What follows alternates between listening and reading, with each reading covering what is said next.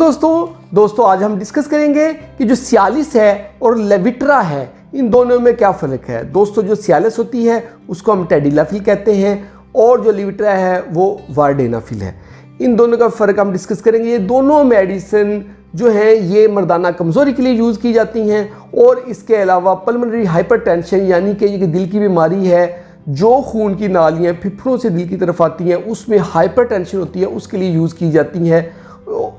लेकिन ज़्यादातर जो आम लोग इसको जानते हैं वो मर्दाना कमज़ोरी के लिए इन दोनों ड्रग्स को जानते हैं। दोस्तों फर्स्ट ऑफ ऑल हम कहते चलेंगे ये दोनों ड्रग्स सेफ़ हैं और कोई इनका लॉन्ग टर्म गुर्दों के ऊपर या दिल के ऊपर कोई इतना इफेक्ट नहीं होता।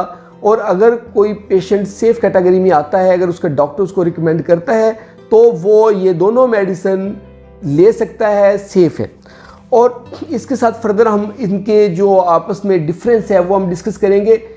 फर्स्ट ऑफ ऑल हम साइड इफ़ेक्ट से डिस्कस कर लेंगे कि जो वार्डेनाफिल है वो सर दर्द करती है, मतली करती है, फ्लशिंग करती है, हाजमा की ख़राबी करती है और इसके साथ साथ नाक की बंदिश और सुस्ती, काहली, नींद का आना, ये चीज़ें करती है।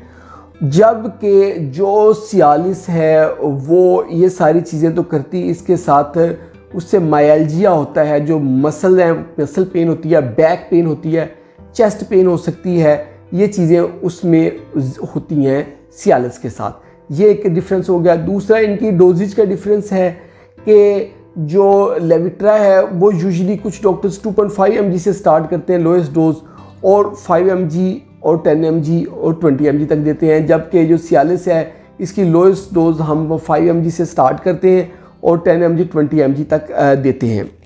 दोनों की मैक्सिमम 20 mg तक ले सकते हैं, इससे ज़्यादा डोज नहीं लेनी चाहिए।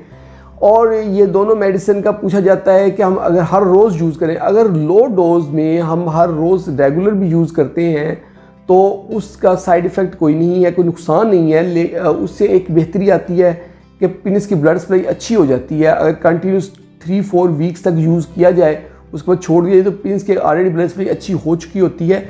ये वाला रिजम भी यूज़ किया जा सकता है पेशेंट के लिए। इसके अलावा जो लेविट्रा है वो 6 घंटे तक ब्लड में रहती है। वो यूजुअली पेशेंट अगर उसको ले ले उसके बाद वो सेक्सुअल एक्टिविटी करना चाहे तो वो आधे घंटे बाद या 1 घंटे बाद कर ले और 6 घंटे तक ये इफ़ेक्टिव रहती है। जबकि जो सियालिस है टेडिलाफिल उसका हाफ लाइफ है 17 आवर्स, 17 घंटे तक ब्लड में वो बहुत अच्छी इफ़ेक्टिव रहती है। 17 घंटे के बाद भी वो अच्छी इफ़ेक्टिव रहेगी और इसके साथ साथ वो 36 घंटे तक ब्लड के अंदर रहती है, 36 घंटे तक पेशेंट को इफ़ेक्ट देती है। ये इसमें दोनों का डिफरेंस है। और खाने का इसके साथ जो रिलेशन है कि ये दोनों मेडिसिन का जो है ना खाने के साथ नहीं लेनी चाहिए, लेकिन अगर खाने के साथ लेते हैं तो फैटी मील नहीं होना चाहिए, उसमें फ़ैट नहीं होनी चाहिए। कार्बोहाइड्रेट और प्रोटीन वाली डाइट ले के उसके साथ आप इसको ले सकते हैं।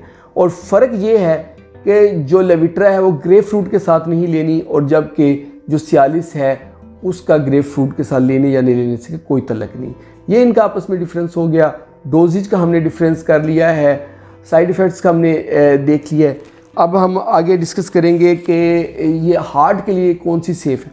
दोनों मेडिसिन ही अगर पेशेंट को कोई हार्ट का प्रॉब्लम नहीं है तो सेफ़ है। अगर पेशेंट को का ब्लड प्रेशर जो है वो लो नहीं रहता, उसको दिल की कोई बीमारी नहीं है और नाइट्रेट्स जिसमें जो है ना एंजीसिड वगैरह अगर पेशेंट ले रहा है और इसके साथ साथ अगर पेशेंट ले रहा है आइजोसॉर्बिट मोनोनाइट्रेट, आइजोसॉर्बिट डाइनाइट्रेट, सोडियम नाइट्रोक्लोराइड या फिर लेरसानिडीनिपीन ले रहा है पेशेंट, अगर ये वाली मेडिसिन पेशेंट ले रहा है जिसको नाइट्रेट्स के ग्रुप में आती हैं तो वो वाले पेशेंट को चाहिए कि वो ये वाली मेडिसिन दोनों ना यूज़ करें। अगर पेशेंट को ब्लड कैंसर या बोन कैंसर है तो वो पेशेंट बहुत एहतियात से इसे यूज़ करें या ना यूज़ करें तो बेहतर है।